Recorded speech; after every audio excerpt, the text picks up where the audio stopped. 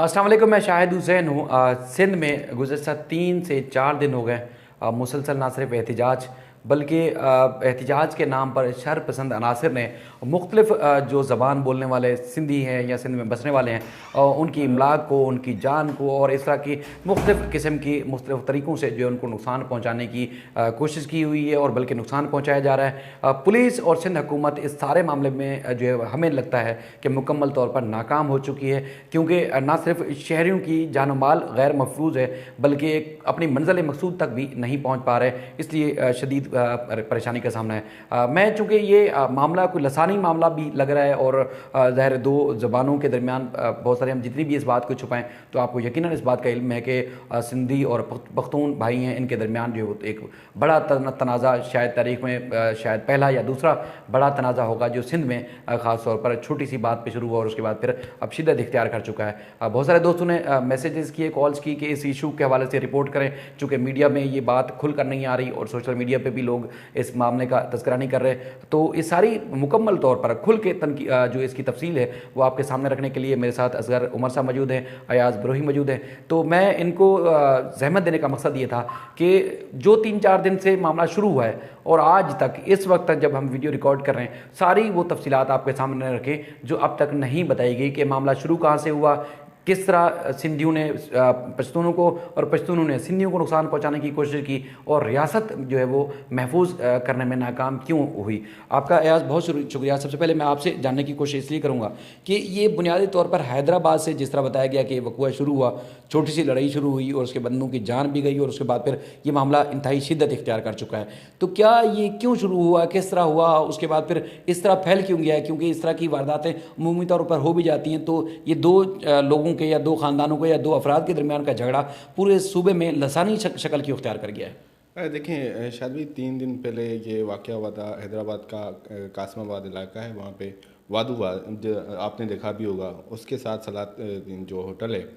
वहाँ पे ये वाक़या हुआ था जब बिलाल काका नामी शख्स का कत्ल किया गया था वहाँ पे। उसके बाद ये फसादात जो हैं वो शुरू हो गए हैं और अब तक ये जो है सिंध के मुख्तलिफ़ इलाकों में जारी है, जबकि कराची में थोड़ा ज़्यादा माहौल जो है वो ख़राब होता हुआ नज़र आ रहा है। बिलाल काका असल में एक यूनिवर्सिटी है, वहाँ पे गार्ड था, गार्ड की नौकरी करता था।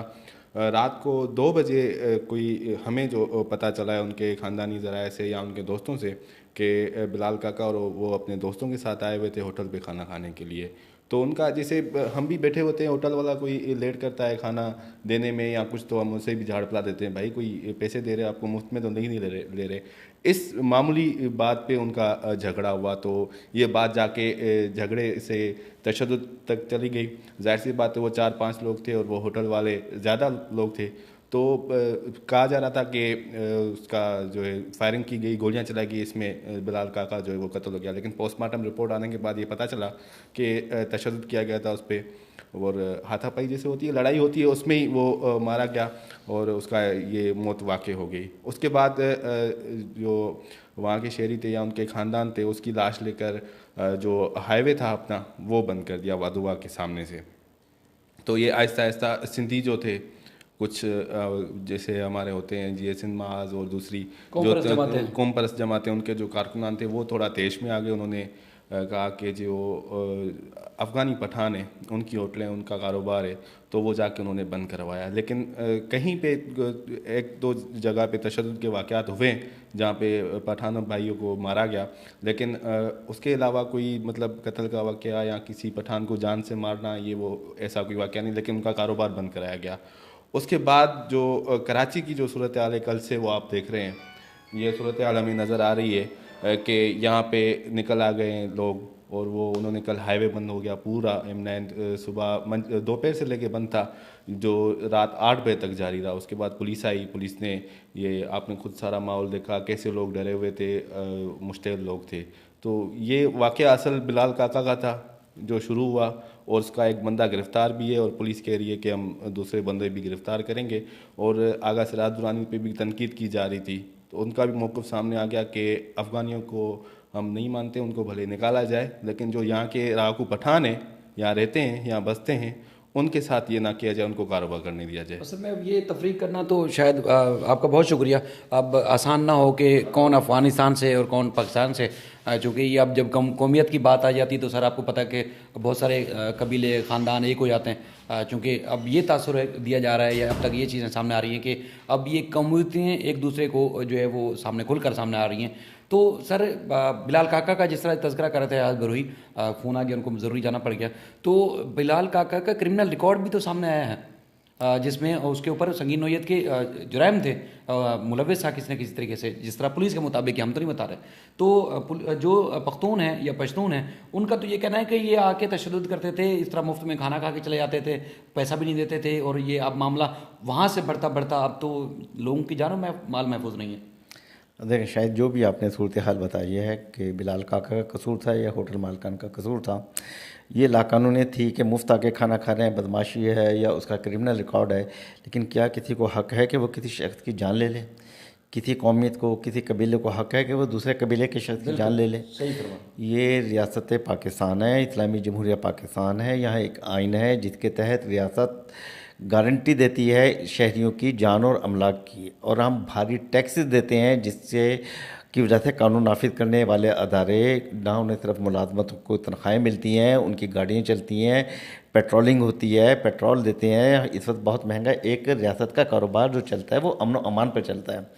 दो अफराद के दरमियान जो भी गलत फहमी पैदा हुई, जो भी बदगुमानी हुई, इस मामले को कत्ल तक नहीं जाना चाहिए। हथियार निकल के आ जाने का मकसद ये है कि शरपसंद अनासर को रियासत का खौफ नहीं है। बिल्कुल। और फिर जो एक वाक़या हुआ दो अफराद का, उर्थे कौमियत का रंग देकर फिर दो कबीलों ने किया, और फिर हैदराबाद से कराची शहर तक आ गया, फिर मीरपुर ख़ास से इंटीरियर चला गया और बलूचिस्तान की सरहदों को भी क्रॉस करता हुआ ये वाक़या पूरे सोसाइटी को मुतासर कर रहा है। इसका मतलब है कि रियासत के अदारे, उनकी ये तरजीह नहीं है कि वो अमन व अमान कायम करें, और ये जो बदअमनी है एक वाक़े से, एक शख्स की हलाकत से ये पूरे सूबे को मुतासर कर रही है। वो सूबा जो इस वक्त बारिशों से, मानसून के सैलाब की जद में है, ज़िंदगी मफलूज हुई है, ईद के बाद ज़िंदगी मामूल पर नहीं आ सकी है, वहाँ पर ये इस तरीके से हंगामा आराई, जब कल आपका सुपर हाईवे बंद कर दिया गया और आज फिर एक कॉल दी गई है कराची शहर को बंद करने की कि बनारस को बंद कर दिया जाए, कायदाबाद को बंद कर दिया जाए,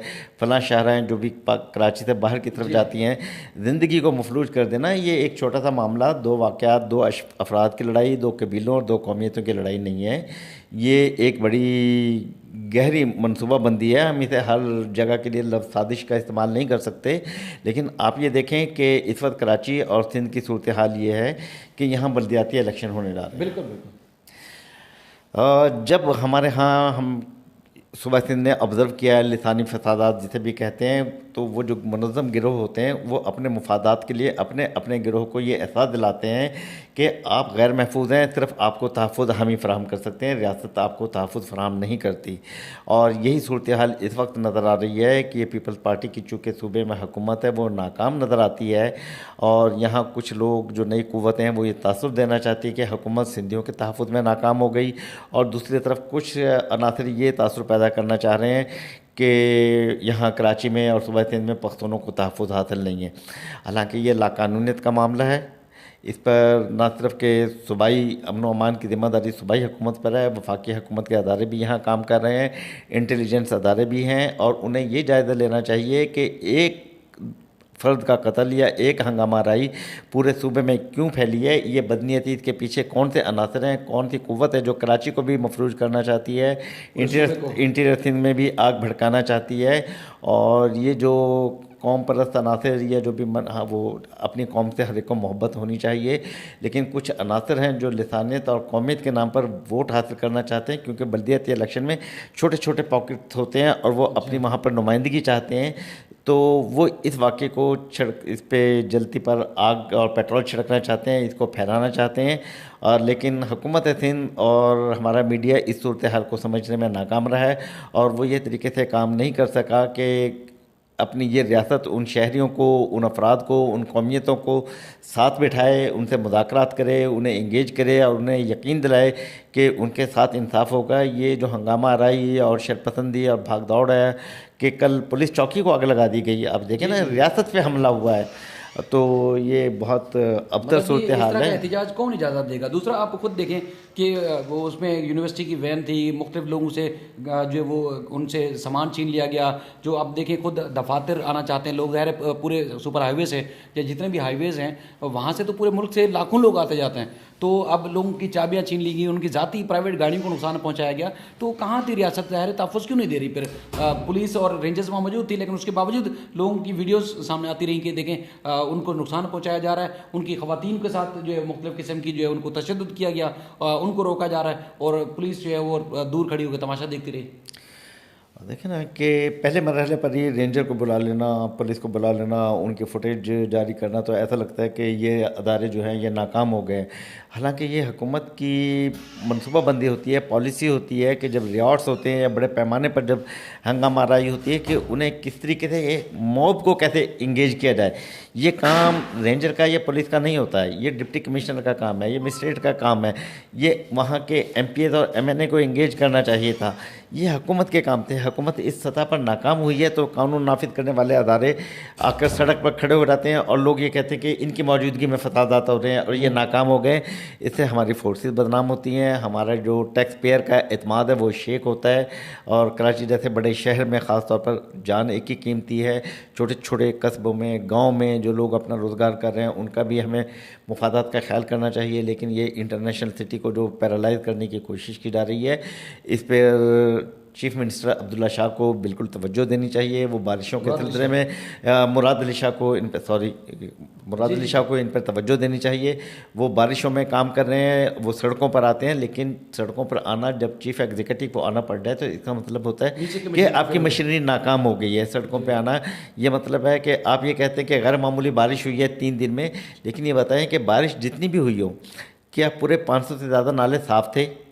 अगर वो नाले साफ़ नहीं हो सके तो आपको नुमाइशी और कॉस्मेटिक काम करना पड़े, आप इसमें मसरूफ़ हैं। अगर आप बारिश से सूरत हाल से निपटने में मसरूफ़ हैं तो यहाँ अमन अमान की सूरत हाल पैदा हो गई है। खुदारा सिस्टम को मजबूत करें, अपने अदारों को मजबूत करें, पार्लियामेंट को, असम्बली को मजबूत करें, सियासी क़ुव्वतों को एंगेज करें, इंतकामी कार्रवाइयाँ कम करें और लोगों को मिल बैठ कर साथ लेकर चलें ताकि मुआशरे में अमन और इस्तेहकाम आए और स्टेबिलिटी आ सके। तमाम सियासी क़ुव्वतों को साथ लेकर चला जाए, किसी के ख़िलाफ़ छापे, इंतकामी कार्रवाइयाँ ये ना किया जाए और तमाम काम मोहब्बत से, एहतमाम से आल पार्टी कॉन्फ्रेंस करें, मुख्तलिफ़ कौमियतों को साथ लें और सबको साथ लेकर। आपका असर भी बहुत शुक्रिया। जो संजीदा जो रहनुमा है, चाहे वो पश्तून हो या सिंधी भाई हों,